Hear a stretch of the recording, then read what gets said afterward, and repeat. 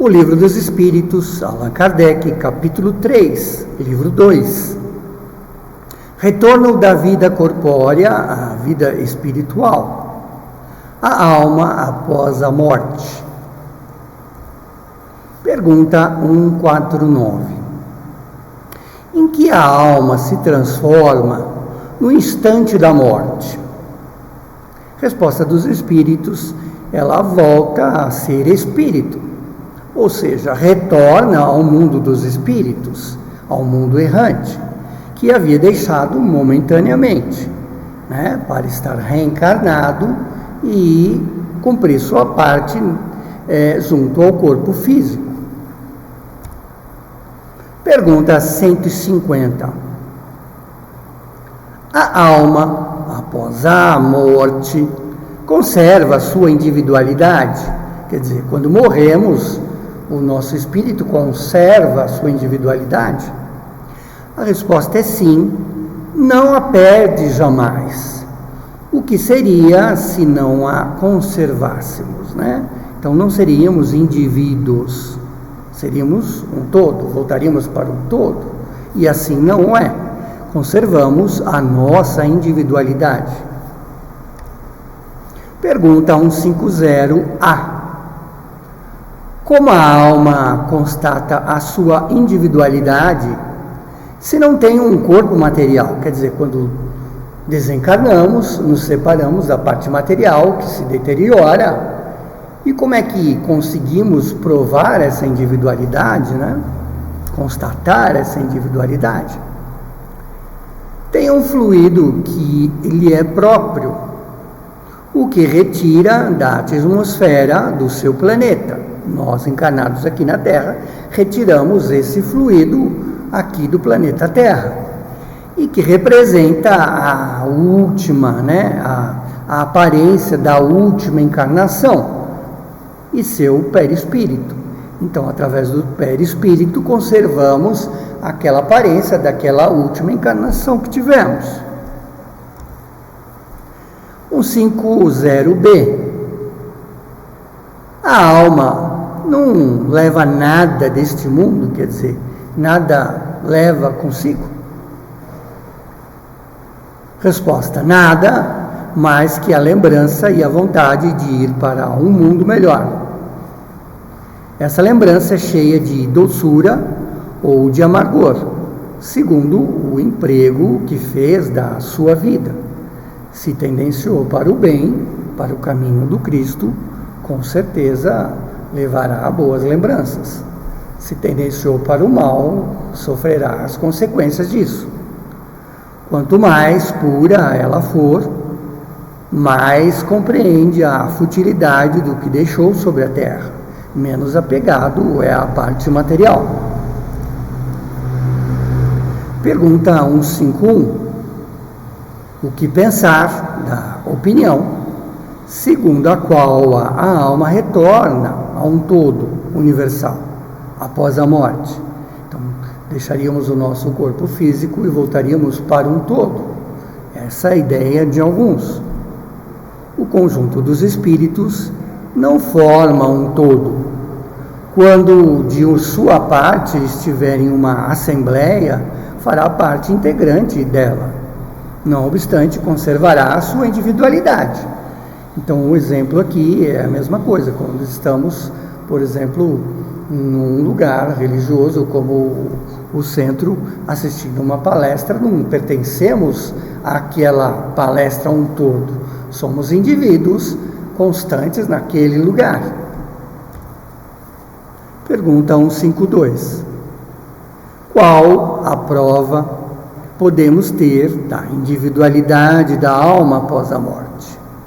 Não existem provas pelas comunicações obtidas? Se não forem cegos, verão, e se não forem surdos, ouvirão, porque frequentemente uma voz faz-se ouvir e lhes revela a existência de um ser ao seu redor. Aqueles que pensam que na morte a alma retorna a um todo universal estarão errados se entenderem por isso que tal uma gota de água cai no oceano, ela perde sua individualidade. Estarão com a razão se entenderem pelo todo universal o conjunto de seres incorpóreos, cada alma, né, ou cada espírito, é um elemento formador, quer dizer, é um elemento formador de um todo, mas cada um constante na sua individualidade. Se as almas se confundissem no todo, teriam apenas as qualidades do conjunto e nada as distinguiria entre si, não seriam percebidas suas individualidades. Não teriam inteligência nem qualidades próprias. No entanto, em todas as comunicações, acusam a consciência do eu e uma vontade distinta. Então, quer dizer, quando as comunicações ocorrem através da mediunidade, né, demonstram suas individualidades. A diversidade infinita que apresentam sobre todos os aspectos é uma consequência de sua individualidade. Se houvesse, após a morte, apenas o que chamássemos o grande todo, né, que absorve todas as individualidades, quer dizer, absorveria todos os indivíduos, todos os espíritos, este todo seria uniforme. Então, todas as comunicações que recebêssemos do mundo invisível através dos médiuns seriam idênticas, seriam exatamente as mesmas respostas, iguais, vistos que encontramos seres bons, outros seres maus, sábios, ignorantes, felizes, desventurados e de todas as características, de alegres a tristes, de levianos a sérios e tantas outras.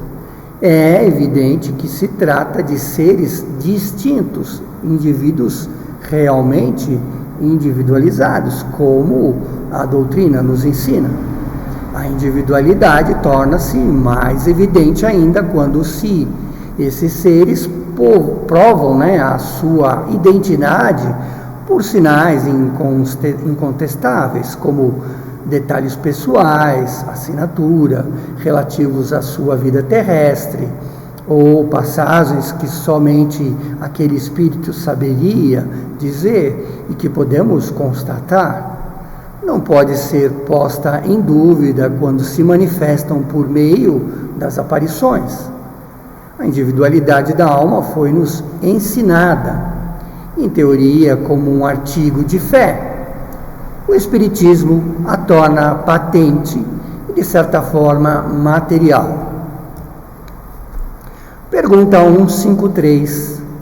Em qual sentido se deve entender a vida eterna? É a vida do espírito, né? Depois de desencarnado, ele vai para o mundo errante.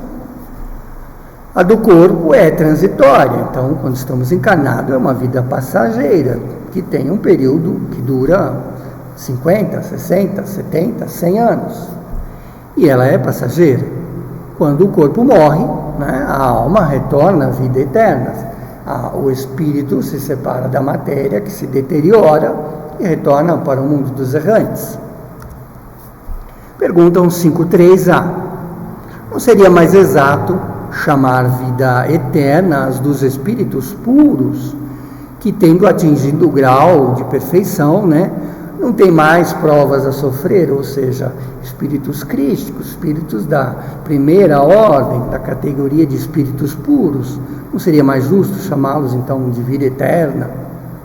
Essa é a felicidade eterna, sim, mas é uma questão de palavras.